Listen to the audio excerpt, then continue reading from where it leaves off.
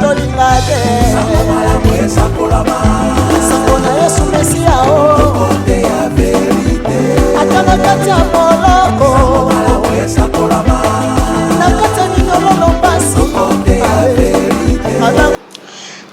Salut mes frères et sœurs, topesi bino mbote bandeko balandi émission na biso ya CLTV mbote excusez bino banda kuna bino to saluer bino na kombo na Yesu Masia lelo na canal na biso ya CLTV nting to na mosali na Nzambe basali na Nzambe waza na droite na nga mopaya tenebi ke boyebi pa le kaleka déjà na ba prière révéler mtazalaka waza na gauche na nga ezali mbali na liboso pa le cannabis nazo pesa micro Regine nga zwelanga bonde ya pasteur. Bonde ya Maman Laetitia. Saouli Bay. Saouli Tabo, estamos aqui na graça do Senhor. Ok, merci. Ministère d'Otambola Ningini.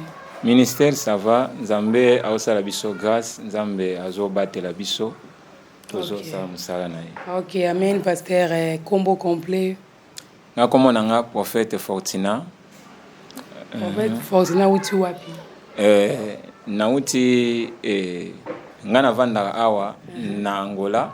Na navandaka awa mais musala tobandi na Congo Nzambe asala biso grâce que toza awa tozo continuer pe œuvre ya Nzambe. Ok, merci prophète Fortina. Obandi musala Nzambe kaka na Luanda to ko banda Congo to Luanda. Bonde na utoloba ke musala ebandi vraiment na Congo toza bana o tobota minga na botami na église ya Bima na koli vraiment kuna naza formé kuna. Et puis toyo kolongwa to travailler moi mingi na Congo et pas ya père spirituel nanga prophète Juma kuna na Congo après toyo kolongwa et pona ko voyager awa na Angola to kompe awa Nzamba sa biso grâce que tozo ko continuer pe œuvre ya Nzambe naza na maboko ya mentor nangai Bishop Romain donc tozo continuer et œuvre ya Nzambe. Merci prophète Fortina, merci Pai, merci. Na profité be kopesa mbote pa Bishop Romain Kazwami, na pesi mbote na lipasa na pa pichu mbote bele. Na mupandi na nga na droite na nga na zana pasteur Samuel aza mupayate. J'espère que boyebiye na prière révéler imtatambusa biso na opesa mbote na droite na nga bondi ya pasteur. Bondi ya Maman Laetitia. Saoudi. Par la grâce de Dieu, tout va bien. Amen. Ministère d'Otambolandi, Moussala Nzambe. Pour le moment, tout na Angolu Nzambe, malgré tout, ça na stand-by, mais gloire au Seigneur, tout ça toujours ensemble. Ok, merci, Pasteur Sagui. Tout le thème, nous continuer à thème, les mondes dans l'église. Les nazana prophète nanga Fortina. Nazana ngambulanga papa Sagui aza mopayate boyebi azakana tout le temps na CLTV aza membre ya CLTV na banda na droite nanga mopayate ya milelo pasteur prophète Fortina nangena tuna o mundo dentro da igreja por quê o mundo dentro da igreja entrou mesmo dentro da igreja por quê bom o mundo dentro da igreja é importante falar acerca disto porque é uma realidade. Isso é uma realidade que a Bíblia já tinha falado acerca disso, que nós veremos esta realidade, que de Satanás vai deixar o mundo, vai entrar até na casa de Deus. E ele vai sentar e vai se proclamar, vai falar que ele é Deus. Quer dizer, é uma realidade que já foi profetizada, uma realidade já foi dita, e hoje nós estamos só a viver esta realidade que já foi dita. É mesmo isso. Quer dizer, se eu posso falar isso, é somente Satanás dentro da igreja. É mesmo isso. Ok, obrigada, pai. Na droite nangai pa pasteur Samuel Zalamba, bref pour aussi o loba na toi baebio. Pour nani monde na quatre église. Monde na quatre église mais non singa non na prophète na portugais boza pe moi lingala pe komande comme suspect bazo landa biso le monde dans l'église en bref en tout cas tout le belon déjà à tout moment eza makambo batu ba mimi na kati ya église eza falta ya ba enseignement ya malamu na ba fata enseignement malamu nde ezosala ke makambo ya église ya mokili essayer de trouver na église, c'est un peu ça na koloba. Yeah, ok, merci pasteur Sagi. Nazongi na ngambo na ngai pa prophète Fortina. Pai, habillement lelo na kati église. Ozo remarquer habillement le ba sœur ba komi nango ba sœur ba frère. Ozo mona frère na kati église malati fashion. Pona yo papa ko lo banini place wana.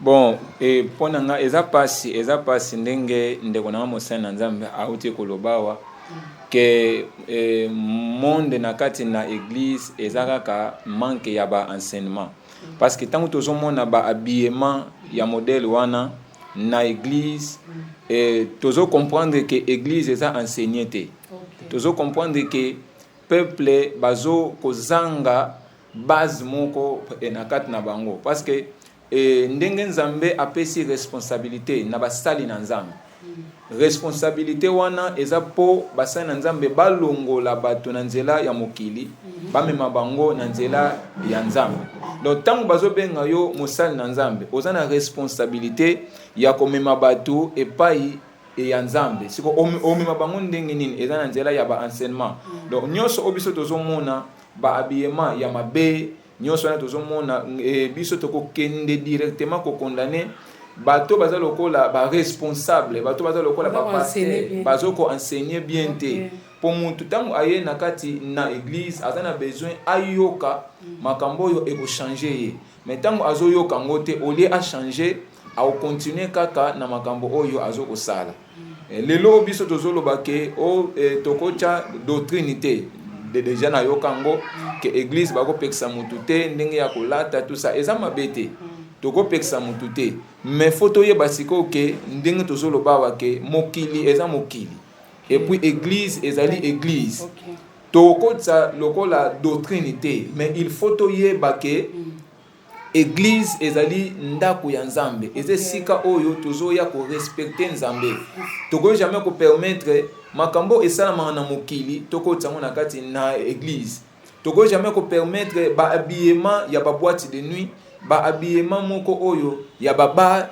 toko tsango tina kati na église donc place oyo tozo remarquer makambo ngo et puis tozo mona ke eza falta et donc manque ya ba enseignement manque ya kokoti sa ba règle moko na kati na église nde yango ezopesa pasi. Ok, merci. Siko na wana faute za ya bino ba kambi to faute za ya ba peuple obozokamba. Bon vraiment ngana koki koloba awa ke na ko pesa faute epa na biso. Faute ya munene na koloba 90% eza epa na biso lokola bakambi. Parce que ndenge na uti koloba wa ke Nzambe abenga ka peuple te. Nzambe abenga mutu moko. Nzambe abenga même na batanyo so otomoni ya Bible.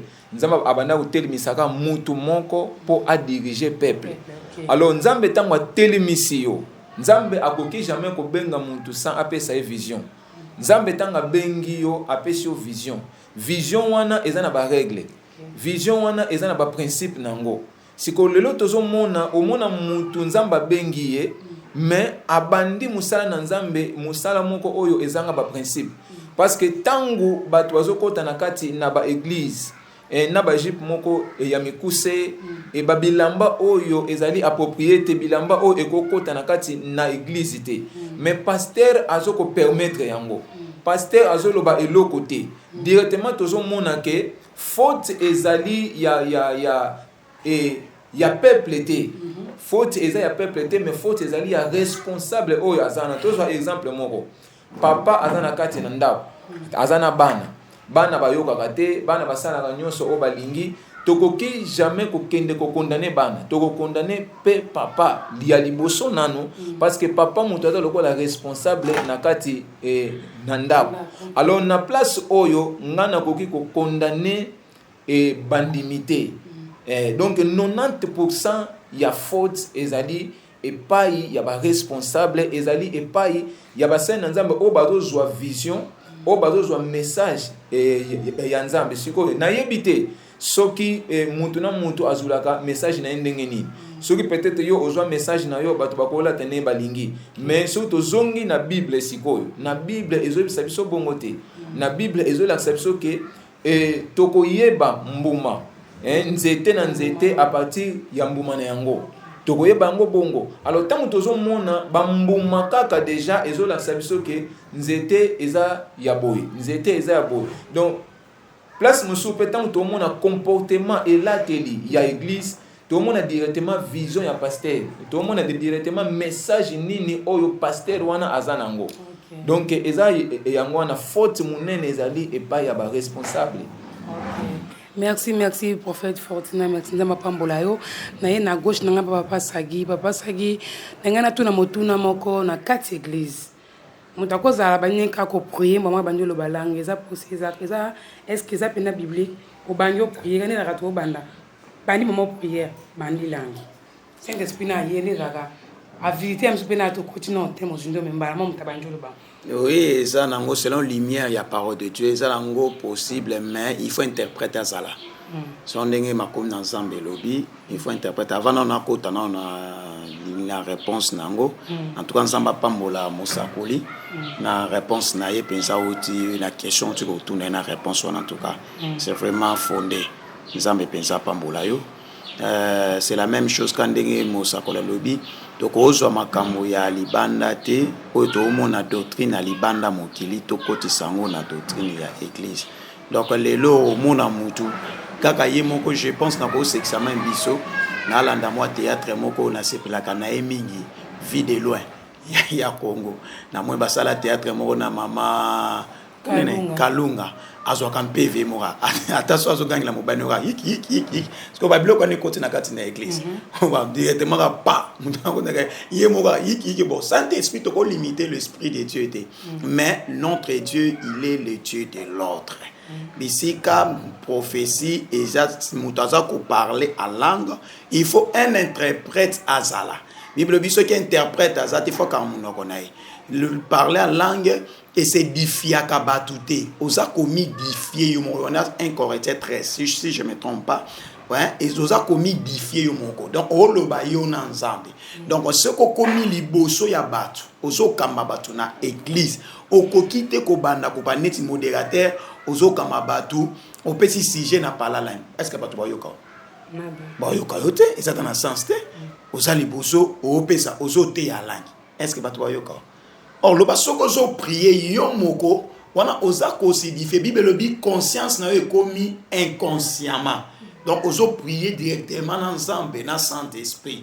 Tu vois, même matin mutu soit zo pe sa message. Bandu ko pe sa bandu baneko ba ki frère, ma sœur ngani on a gogola yo. Na mi sort na gogolo pensa.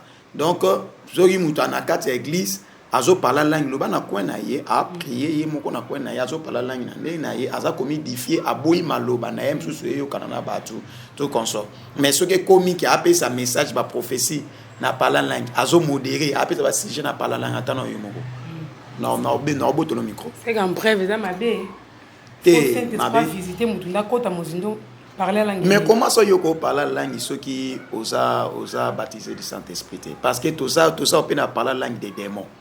Hein, il y a de plusieurs parler langue. Il y a parler langue des démons, c'est la parole de Dieu n'imte le bien pour attendre ça les écritures. Il y a de parler langue na mona mutazo parler langue azolo ba parler langue mama moko na l'esprit de Dieu a fungolinga lito inoki ki azo communiquer na ba sorcier. Azo parler langue a s'accélérer. Na inake kolobela yemoko responsable église la prophète si m'a comprendre était que maman il appelle ça ba message c'est la s'accélérer sina ke na yebisi que maman azani ça mabe bala langi nani za ka démoniaque ani mette mo fur et à mesure na temps à ko comprendre les langues pe basala distance pesant tu vois donc tout par la langue cela ne dit pas que ça y en ça mais par la langue oyo ozolo babatu baso yoka yo bavandi kimia il faut interpréter ça là. Oui, ça comme tu as sa message. Tant que tu interprètes ça, tu es beau kangisa ye munoko. Parce que la Bible dit, notre Dieu, il est le Dieu de l'ordre. Ok, merci, pasteur Slag. Nous avons un papa, Nanga Fortina. Papa Fortina, est-ce que sacerdoce c'est ça? On peut expliquer bisong. Merci maman pour la question. Sacerdoce est vaste. Eza eloko moko ya munene makasi o toko bando lobelango lelo ko sala pena ba jour mais soki nakoki ko lobango na mukuse tango tozolo ba sacerdoce ezali office du maître. Ce qui tokoki eko définir yango.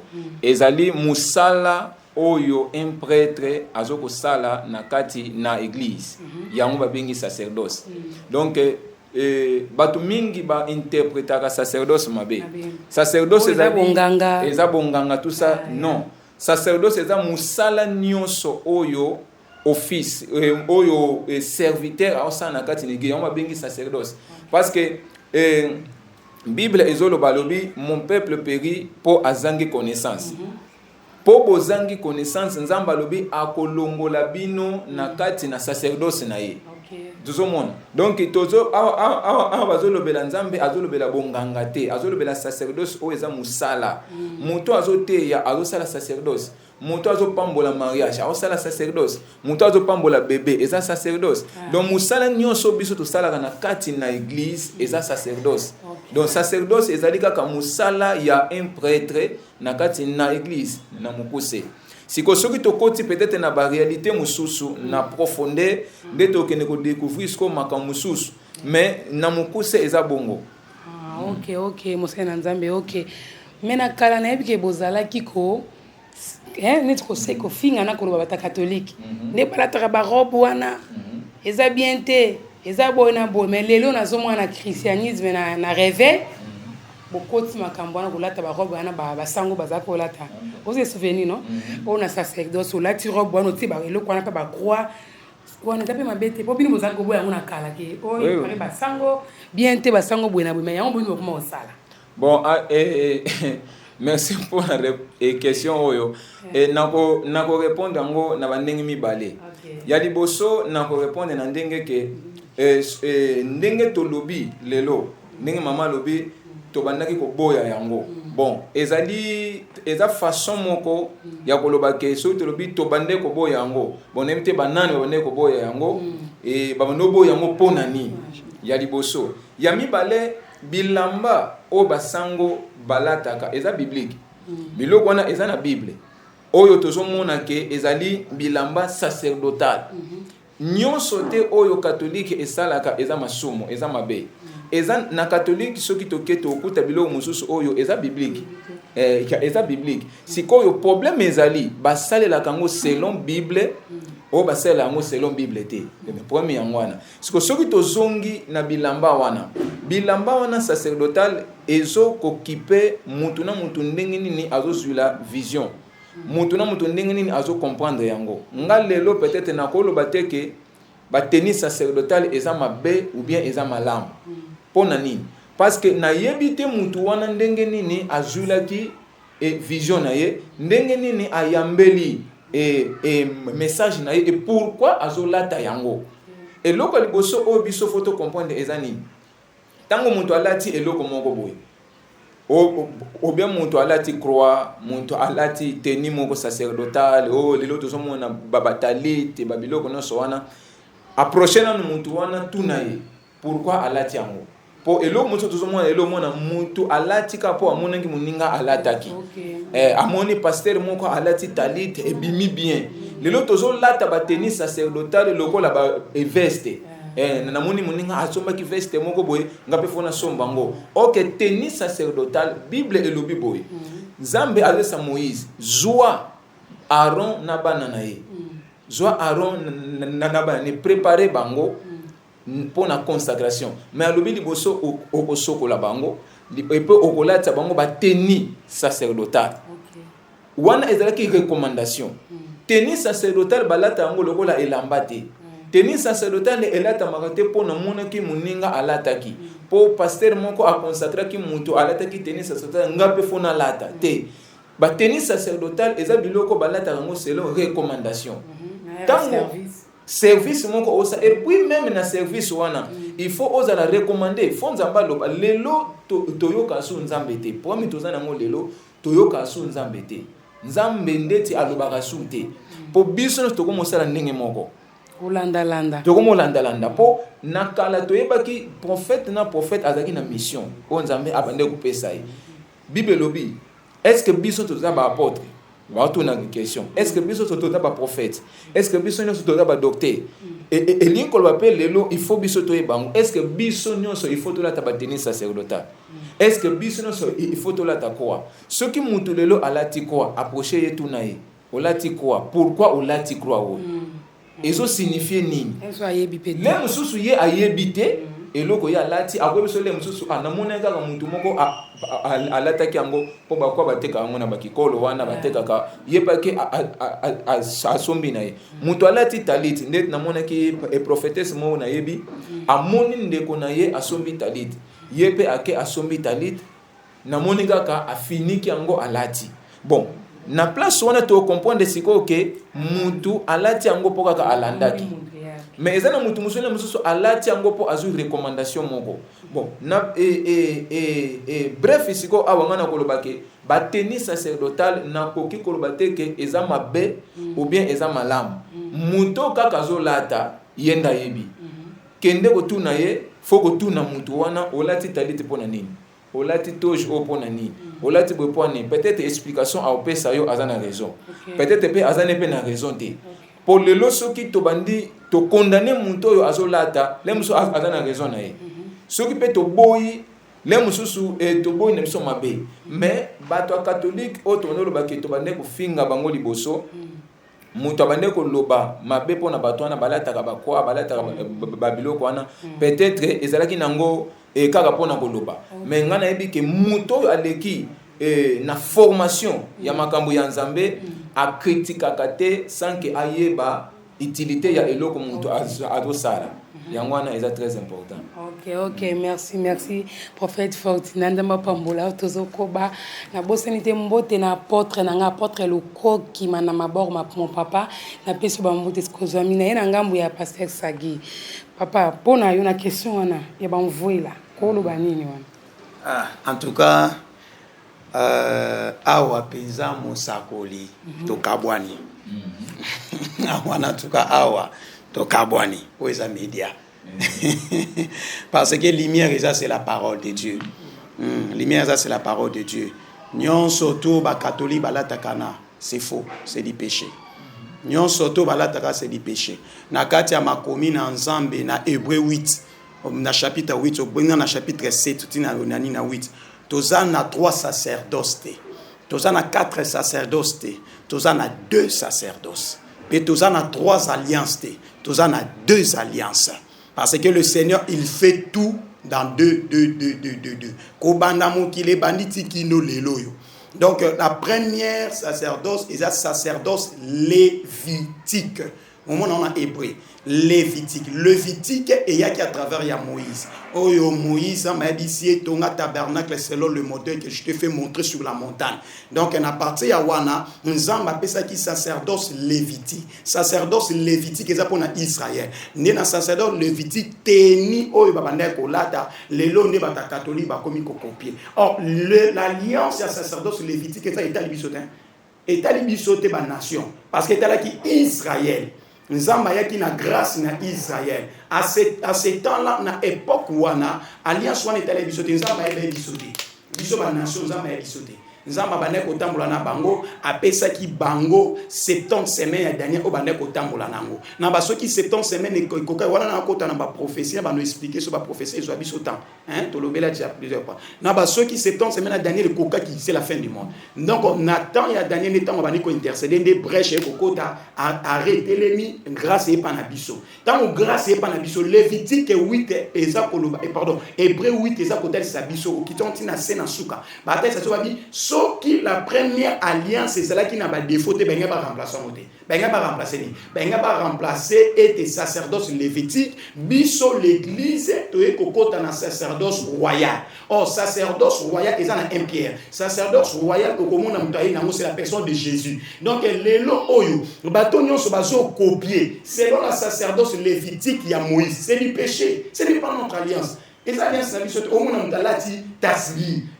Yo osa israélite yo vanda na Israël yo ba yebi okuna so ke ba bambo mabanga donc na spiritualité même temps otala même na diable zo ba o susuna nyon donc itali yote donc na sacerdoce royal o eza et pas ya Christ toujours respecter maintenant les enseignements au Christ a tiqué pas bantoma enseignement bantoma on ba so bani est-ce que là tabia ba croix non Christ ne plus sur la croix Yesu ça le roi croix bandakala Yesu c'est quoi Yesu ça na biso to là on attend on va nous la croix nene et effectivement c'est ça donc c'est ça diabolique oh elenga matanga la ndio mona kabazo meme kuza c'est diabolique oh te dans la temps il y a pas Yesu doit kufa le véritable Pâques c'est la personne de Jésus les lots qui pas qu'ils attendent au temps na makomi ensemble oza ko expliquer yeba ki makile zo kuya yango mona ceux qui makile kuyi yango mona babaganga amen donc et vie parce que na kati ya makila c'est la vie.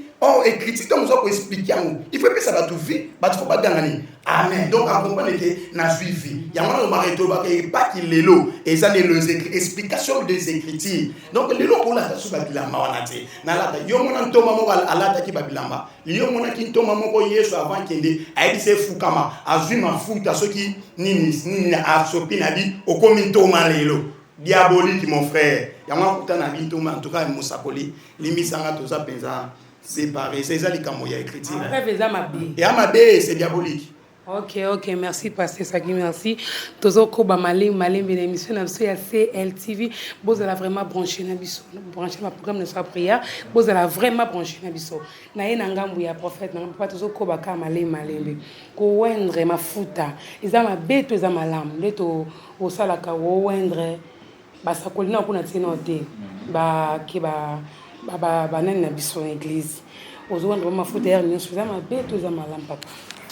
Bon yango soki avant na répondre soki ozonga moke na makambo et papa lobi pour émission eza débatté et soki ezalaki peut-être débat toninga totya babible awa tout ça mais lokola eza débatté tokokota na mamambo wana te eza kaka et ko compléter mais ngana ko lobaki yango na répondaki awa na question na lobaki que tango muntu azozwa message et pas ya nzambe nzambe azo révéler muntu ou bien nzambe azo pesa vision et pas ya muntu nzambe pesa ka muntu wana ba orientation apesa ka muntu wana ba vision po balobi et tango muntu azozwa vision ya nzambe et akoyebisa ndenge ni vision na eko marcher parce que nzambe azoyesa Moïse sala tabernacle ndenge na lakisaki yo donc tokoloba ke zwa et sala vision ndenge nga na pesaki yo siko lelo toza na problème moko ezani tango muntu ayena vision moko nzambe atalisinga bo po lelo tozomona ngo muntu na muntu azana vision na ye nganzamba yebisinga boy nganzambe alobi na ngabo nzambe alobi na ngabo eza mabete siko foto e bandenge ya kumuntu na muntu abana ko défendre vision oyo ye azwaki ozwaki vision e pa ya nzambe oui siko ndenge ni nzambe ayebisaki yo nzambe alobelaki yo nini na kati na vision wana le soto ke na makambo oyo ya ba mafuta na kati na église na ko répéter quand ndenge na lobaki awo kandi na lobaki awo tango tozolo ba mafuta na kati na église tozana biloko mibale lelo erreur moko bona ko benga ngo pas erreur mais eza mo faute moko bo obiso tozo comprendre te tozwi nyonso oyo ezalaki na Ancien Testament to même na Nouveau Testament lokola ba révélation OK eza erreur soki batu babano longola papa na Ancien Testament et na Nouveau Testament to nango lokola révélation ndenge papa auti ko loba mo sen nzambe que Ancien Testament sacerdoce lévitique et talibisoté te wana pe to kaboni pena place wana to kaboni makasi parce que sacerdoce lévitique soko lobi que sacerdoce lévitique et talibisoté wana eza péché parce que Bible tant que le évangile est un Nouveau Testament évangile est de Genèse à Apocalypse nyonso eza évangile nyonso ezolo belebso makambo siko place moko toza na mo défaut ezani makambo exemple makambo yo eza peut-être mafuta eza biloko ya Ancien Testament mais dimi pesa ya Ancien Testament siko ko sala ngote dimi tozolia pasteur aza na droit ya kolia dîme mais makambo mosusu akoboya yango parce que na bible balobeli biso dîme te basengi dîme te basengaka badon siko ntango dîme epesamaki mpona balevite wana oyo biso tozoboya tolobi ke eza sacerdoce lévitique ya biso te mais badîme mpe ezalaki ya bango lelo biso tozosalela yango donc eza na makambo mosusu oyo biso tozoboya lelo yango nalobaki mama avant oboya mutu oboya pratique moko mutu azosala luka ye sola na ye kota na vision wana découvrir yango to po na bible ndenge eza wana bible eza mbeli kaka na bible wana eboya makambo mosusu kaka bible wana ezondima makambo mosusu so koti na Paul aza na makambo mosusu ye moko azoboya aza na makambo mosusu ye moko azondima yango na kati ya bible ezali message Bible eza parole, les paroles de Dieu ezosenga ezala interpréter. Alors biso tokozwa te nyonso oyo ezalaki na Ancien Testament to banda ko memango na révélation pour lelo ere monga na ko momona yango wana nyonso eza na Ancien Testament Nouveau Testament tokosala ngo te po eza révélation makambu ya mafuta na Ancien Testament ezalaki bazwaki mafuta eloko liboso na mafuta ezalaki pona ko consacrer batu basali ezalaki pona ko consacrer biloko ya temple et puis nzambe apesi toza na huile d'olive kaka huile d'olive simple et puis toza na huile saint ezali huile oyo bazwaka olive ekotaka ba aromate ekotaka ba cinnamon ekotaka biloko na kati eza na bible nzambe azolesa Moïse zwa biloko oyo sangisa yango tango okosangisa yango okopesa ya donc ekozala pona ko consacrer Aaron na bana na ye ezaki pona bongo alors lelo oyo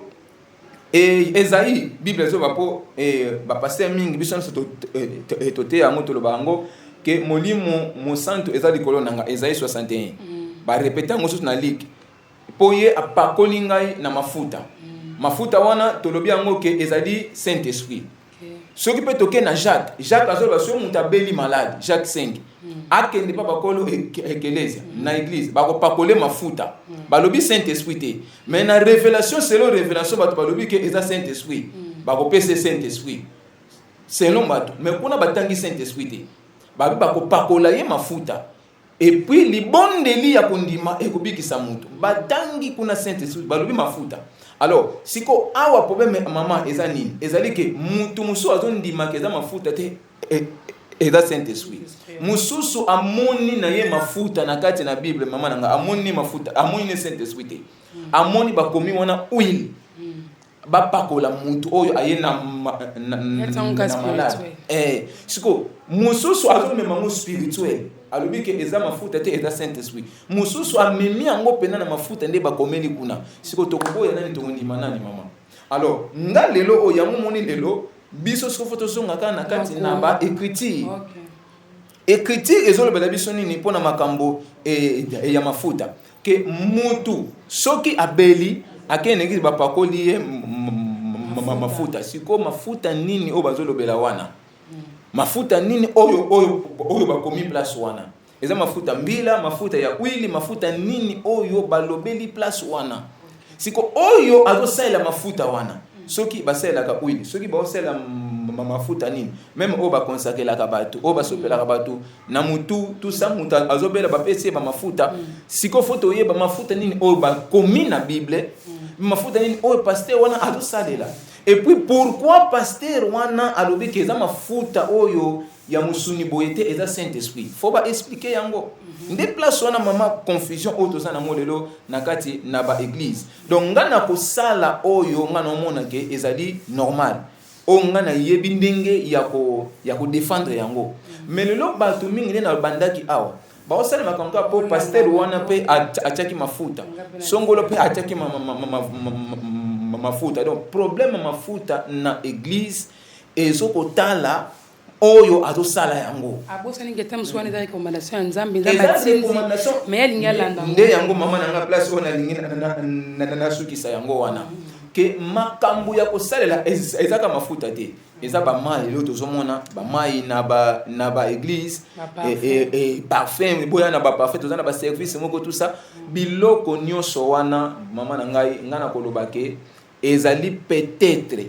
soki yo obondeli peut-être pasteur akobondela eza ba défense ya mutu na mutu o ngana bondelaki nzambe alakisi nga ke ka oyo fona sela mai sikoyo mama nzambe alobi ya lobi nzambe alakisaki wapi na ndoto na vision yenda moni yende ayokaki yango siko tango yo ozwi eloko wana po salela pour vango na bible parce que bible lobi révélation nyonso o ezo concordé te na makomi na nzambe eza révélation ya nzambe te siko problème nde yango wana tango yo osela mafuta mungwa ji soki nini prouver yango sikoyo na makomi servir tosalelo na église ezali ya mai po bible lobi boye sikoyo na bandimi pe toza na service moko nini bazuka ka ba koti pe bakesala ba révélation oyo eza na ba preuve na kati na bible donc makambo ya mafuta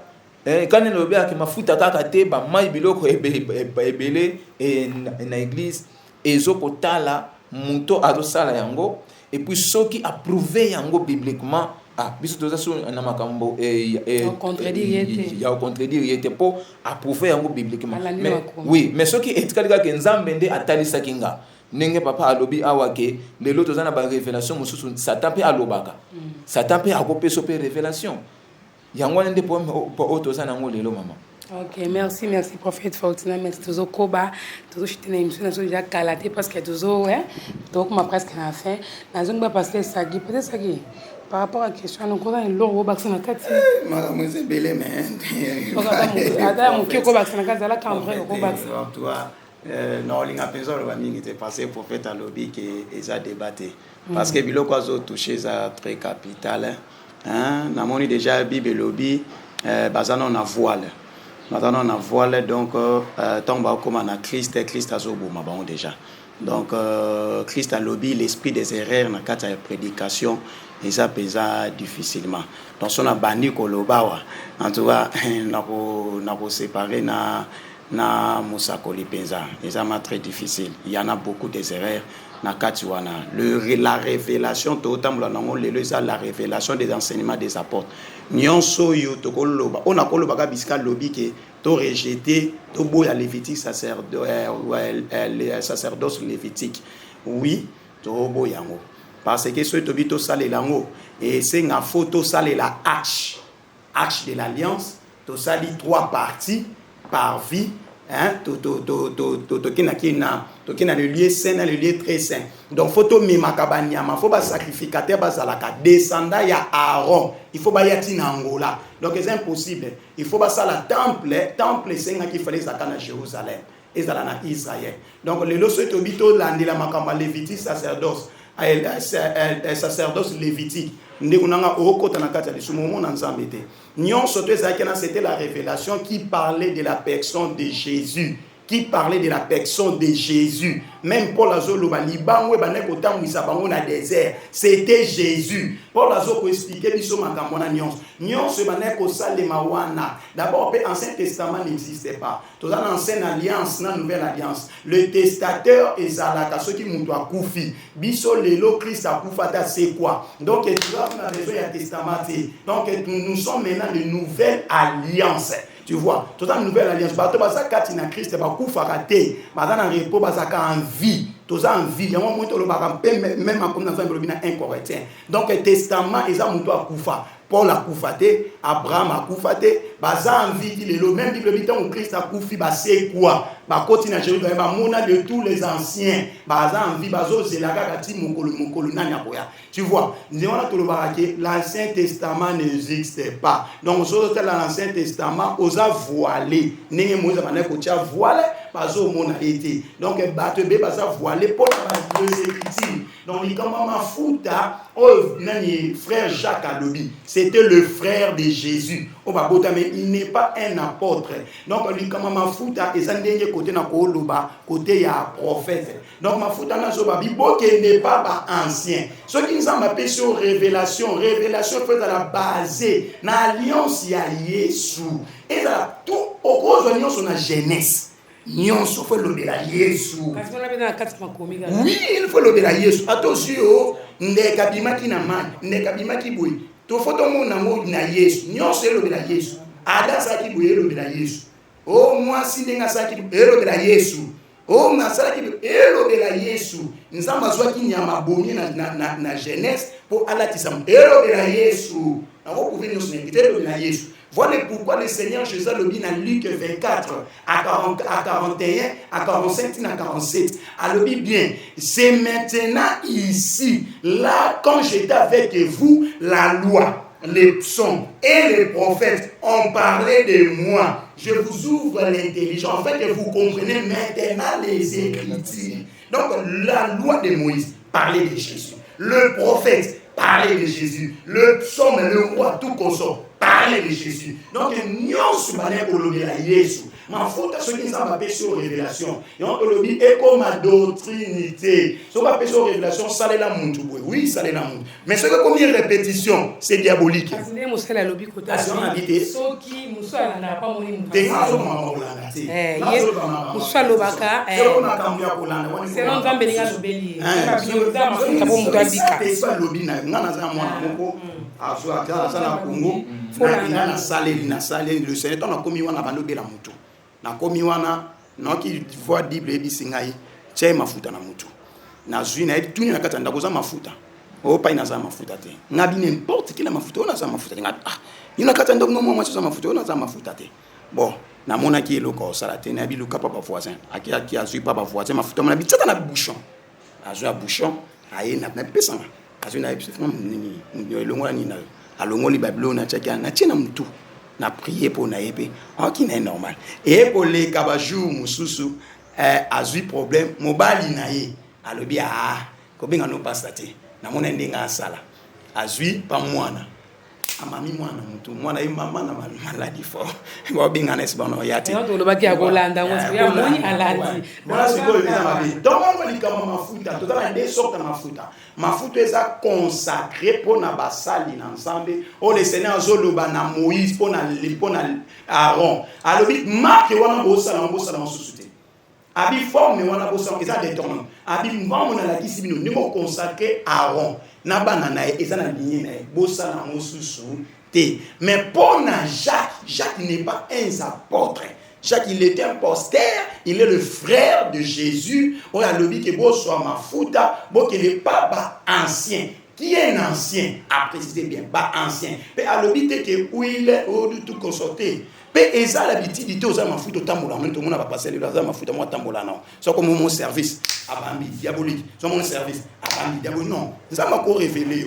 Pesa mona na mai. Est-ce que nanda kwa Nzambe na te na kati ya nda kwa Nzambe mafuta be ko zanga te? Ikozala te. Ndel besoin de bakeo abela ki pour ne pas pakalingomba ba wendre ba bondela pona e. Ikozala te. Ikoza soki sana ka oyo mulimo santo a révélé mena musala Nzambe ne na lobanga ki no soma mafuta. Naza moko msusu na no salela ye pa nanga pa ya luka bana kala. Naza mona yambisaka Yesu depuis les 3 ans passés a luka to kutena na problème mukanda na Angola.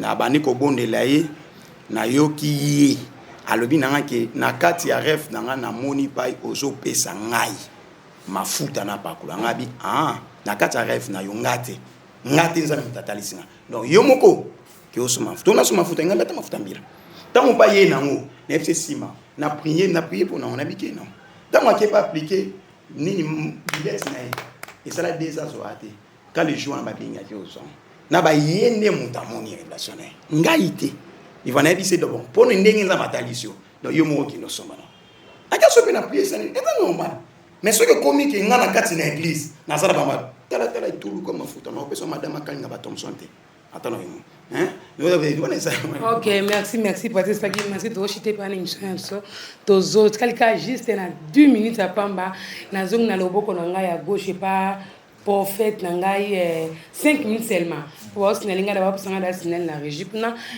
prophète c'est Fortina nanga kina lobana bakisaka eloko mona kati na tuna question mona kati ka makamba ngo église est-ce que et considère na kati église na yo maman président soit na maman kingandi bayoka na kate biloko wana pezali bon tokobo yango te maman tokobo yango te eza ba réalité o to mona lelo tokobo yango te même peut-être nanu ngana na moni yango te nanu na remarquer yango te mais ezanga te ezanga te musanzambe to bandiango elelo te na moi temps o toza na kati na makambo ya nzambe da to vivre ba réalité belé ba réalité ebelé ndeka tozoloba wate mama Satan akota na kati na église et si akoti to mona ye boye te na ba maseke na ye tout ça na forme ne ya ki Satan mais azo la tabatu azo travailler na kati ya batu donc wana eza penza normal tozomona yango le mususu ngano na remarquer ngo te meza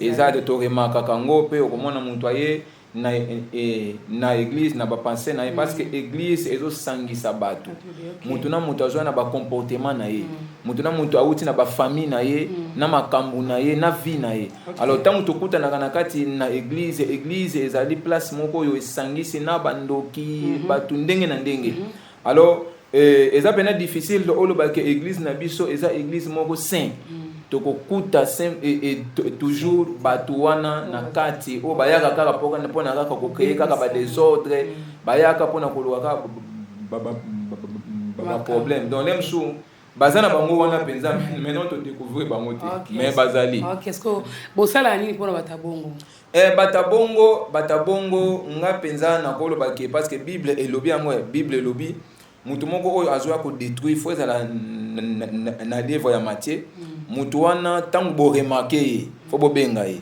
musolo lina ye tango bo pese e conseil tango azo continuer bo bengi mutu ya mibale musolo lina ye azo continuer bo bengi mutu ya misatu donc faut ba témoin bazala parce que ezana ba fouiller mususu Satan atinda kapoka baya ko bebisa église bon ezana batu mususu toko garder bango pour les molimo na ye ebika mais ce que bozo comprendre c'est que muto yo aza te apo abiksa molimo po ezana mutu musu bo remarquer pena que eza Satan ne mutu azo ko utiliser ye il faut to sunga ye mais ezana batu musu ye moko ayebi makambo asala donc aza wana penza mission ne po a détruire alors mutu boye pona ngai penza na église na ndeko nga azawana pona ngai na église so na remarquer muto boto pese ba conseil azoka te ngana lobaka penza luka na yo église mususu luka na yo église mususu ngana lobango na cher na ndeko nga azawana parce que tokoki jamais ko bomba na ko benga na yete que tolo bande to yoka kalelo bona éviter pourquoi balakela ka bato o modiri bonga na permengana na livre te nandimango te pasteur ako livrer mutu te yebisai aluka ne église musubu église eza nango ebele ba livre a mutu mais eza ba kanga pena limango te wana Paul mutalo bona encore ba livre a penza mutu Paul a lobby bien telle sorte ya frère boy il faut qu'on livrer pour na ko sauver âme mais eza na ba ka ngalinga mote faut que ezana baka o ezalaka que au mon frère azotika kindumba na église mais ayebi évangile malamu mais azo continuer toujours ko sala ba escroquerie Paul a dit telle sorte abandonnement faut ko livrer ba pour na ko sauver âme na ye tu vois mais est-ce que so livrer mutu ana kaukaka bato na mona presque livraison salama au mona mutu ana bakando kauka kufa ko kauka souffrance tout fort bon bloko nanga benza ekota ngate na osepela kaka ki ngoloba penza na mutu mama luka église bozaka même malamu yango wana malamu ngana lobango même na cher mama il faut te comprendre eloko moko le musu azana église le musu nzambe atinda yete ponanga eloko o tozo bosana lelo o ba pasteur tozo bosana lelo ba pasteur tozo komisa bandimi lokola ba propriété privée mundimi aye na église o komise lokola ya yo mundimi akoya na église lelo le musu azane moleki nzela yonga na mitungisaka te na luka bato batonda na église soki baye 10 eza bato nzambe atindelinga soki mutu wana aosamba lelo amoni ke naomona nga eloko te awa banana ya na église oyo nga na continuera toujours kobondela po eza na bato mosusu komona ye moko nanu atambolaka bien te mais aza na besoin nzambe asalela ye alors bato aboye soki ocomprendre déjà mutu wana soki pasteur ozomona ke azokocomprendre te bato aboye bakoma soki kocreye baproblème po aluka raison moko akobimelela na église alors pasteur avancé mama nga nasalaka bon nakoavance nakoso mama sozo mona ke awa ezosimba te lemso ozana na groupe na ngate lemso nzamba atia yo nsima na ngate luka église mosu kende na maleme nyonso po tokutana na biso na nzela topesanaka bambote tosolaka leo tomona pasteur na mondimi moko boya kala bayokanaka te mpo nini mondimi wana abima na église eza bongo te toza bana ya nzambe nga na kosambela lelo awa namoni ke ezosimba nango te nakoluka église nanga mosusu maintenant pasteur tokotikala na bomoko po pasteur wana na pasteur onga nazolongwa bango so bazaka basai na nzambe donc il faut to éviter ba makambo nyonso wana to éviter ba séparation wana parce que nzambe ayi kokota séparation te nde yango wana eza très important parce que ezali la loi spirituelle séparation faut salaka parce que séparation bandi ate bandi na lola donc on va séparer non nous d'abord ténèbres Lucifer na ange naïe tina c'est même pas de awabe donc division ko sala ngote bo binemi parce que bazo kanate po mundimi na ye akenda kuna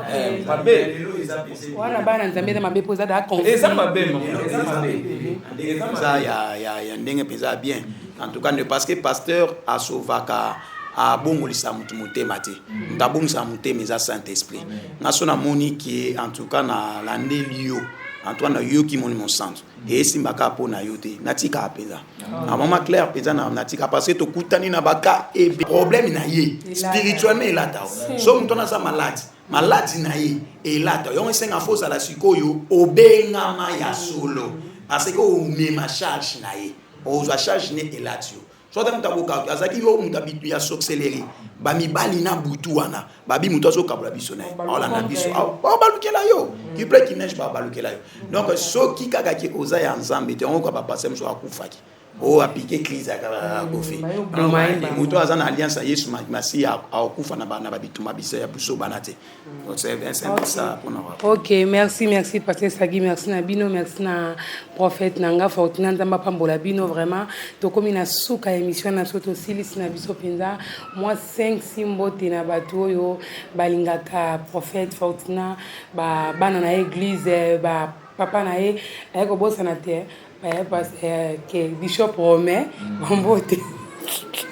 bambote Bishop Romain bambote ya benganga mama nzambe abi ya letse kota nzambe zama pambola pa inenga ko mingi na bosanité pa pichu pa pati bols bambote na yo ayena na ngambu na koto prophète Fortuna moi bambote wana sala bien na batu vraiment merci beaucoup pour na invitation oyo. Mais merci beaucoup. Et ngana opesa bambote vraiment na bande konoso o bazana Congo tant on appelle bango information ba bagi vraiment ba Rolanda bande konoso o bazana Congo na église na biso message du royaume de Dieu kuna na Congo et pas ya prophète Juma vraiment nzamba pambola batu nyonso bande konoso o pe bazana France pasteur Badive pasteur Justin bango nyonso baza kuna vraiment ba Rolanda émission nzambe apambola bino na Brazzaville pe bande muso baza kuna nzamba apambola bino ya mingi et puis bana awa na église Casa de Oração nzambe apambola bino Bishop Romain nzambe apambola yo papa et bana nyonso ya Viana vraiment na pesi bino bambote ebele vous allez ba s'abonner déjà na lobaki yango déjà na sa bango ponga pe na bandaka komona kaka tango na koti na moni penza ba mateya eza na kati vraiment nazo senga bino bandeko nyonso boza kuna na France Brazzaville donc Congo bo s'abonner na chaîne o ngamona on publie yango bo s'abonner po makambo ya malamu penza eza awa nzambe akopambola bino ya mingi nzambe apambola bino. OK, merci prophète Fortuna Nzamba pambola yo tokozana Yesu mikolo ya ayeti yera papa ndako tozala na mikolo ya bolanda ba mateya na ye ona portugais na lingala bokomona ya koloba na biso na ye na ngambo na papa Sagi parce que mo bambote na bana bandeko ba collègue balanda biso ba on a pesika mbote na bato nyonso tu bisika nyonso programme en tout cas mbota liboso ezali na couple ekanda mbote na bino en tout cas na osenga na bino bato nyonso tu bazola na biso na Europe na Amérique na Canada partout ailleurs na RDC bo émission yango yo na chaîne na biso ya CLTV 25 Pro bo partager yango peza eza édifiant makasi na banzi nga eza na ngomta liboso te nga ba pesa nga département ya prière na kati ya chaîne oyo la prière révélée wana bo mona ngai na mama journaliste tozaka naye moyembi munene na kati ya prière wana bo mona na ba calamité bo zo susu Saint-Esprit révélé sur ma musa kitoko bo yoka voix ya sika ya makasi. En tout cas, Dieu vous bénisse à tout le monde. Je vous aime beaucoup.